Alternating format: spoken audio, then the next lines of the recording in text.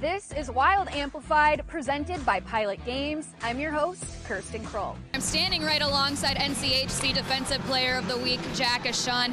Jack, your penalty kill was exceptional, perfect last weekend, and that's just one of the positives to take away from the Miami series. How have you seen your team come together recently?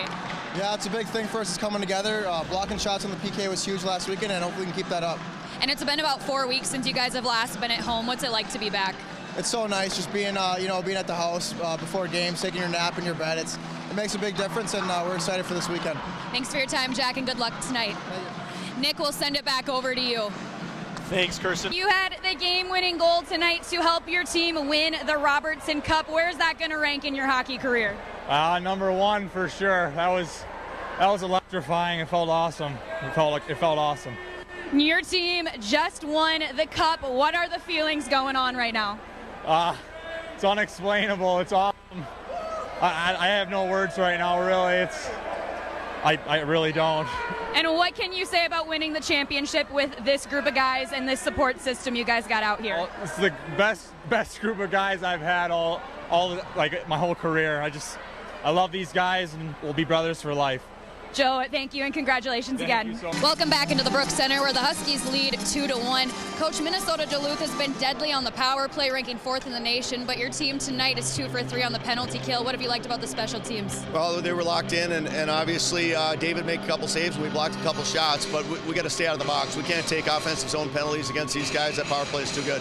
Thanks, Coach. Back to you guys. Miss Hockey Award recipient, Golden Gopher alum, professional hockey player, and Olympic gold medalist are just a few of the honors that Gigi Marvin has to her name, but the latest addition to her resume is broadcaster at Fox Sports North.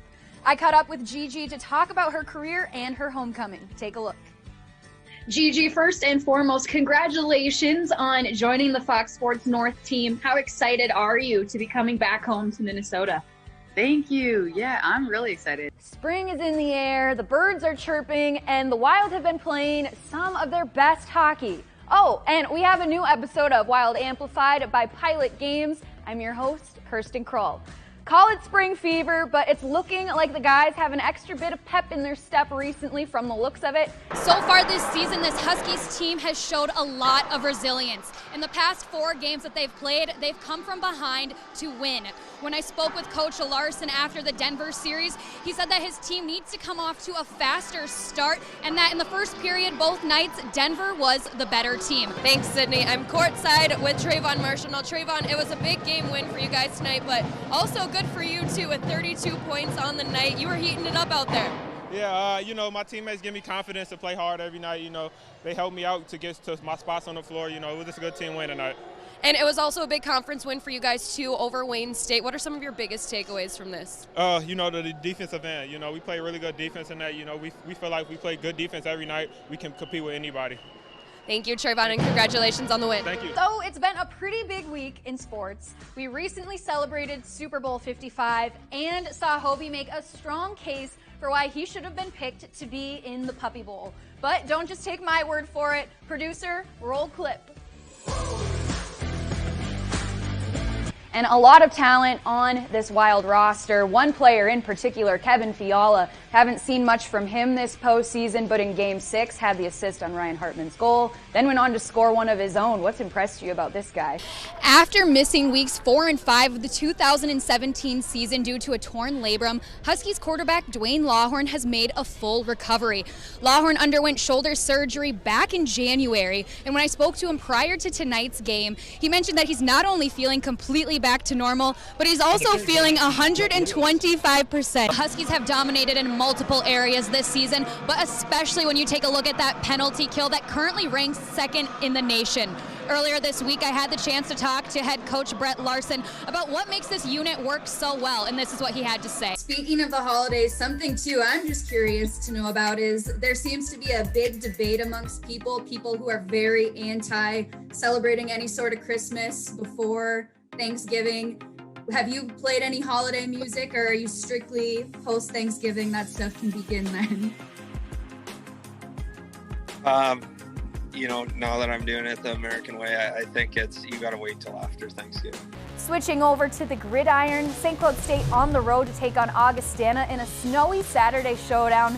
Second quarter, Kyle Adler finds Jake Welsheimer cutting across the middle. He would go diving into the end zone untouched. Augustana up first, 7-0.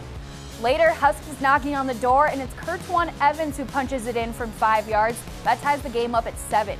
Jump to the fourth, Huskies down by 3 with 8 seconds left in the game, and Adam Stage is cool under pressure as he nails the 37-yard field goal. We head into overtime. And in overtime, Augie would have a chance to win it, and Luis Guarta makes the 35-yard field goal. St. Cloud falls in overtime, 16-13. Joined alongside defenseman Luke Jaycox. Luke, you were able to get the Huskies on the board first here in this period. It looked like your goal kind of went off Hunter Shepard there. Did you know right away that that was going in? No, I just tried to get it to the net. I'm not sure what it hit, but luckily it went in. And you guys also had control of this period, but Duluth also showed the strength of their power play, tying it up. What do you guys need to do if you find yourselves in the position again where you're down a man? Just keep playing strong. Box them out as best we can. They're a skilled team, so we just need to keep playing how we came out and keep working hard. Thanks for your time, Luke. That's all from here in this first period. Stay with us. Nick Speliopoulos will be in next with the intermission report. Feel no one's thinking about, and that is the Dallas Cowboys. After their loss last night. 6 wins under their belt. Kirsten coming with the Cowboys. The NFC East. No, I'm just completely kidding. I just really wanted to see what you guys would say about that.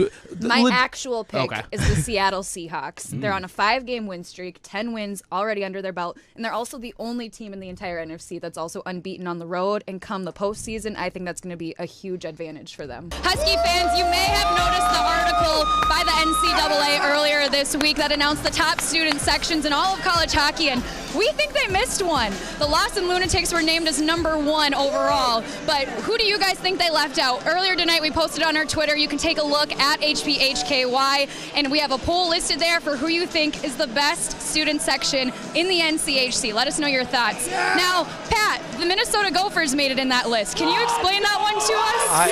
I know nothing.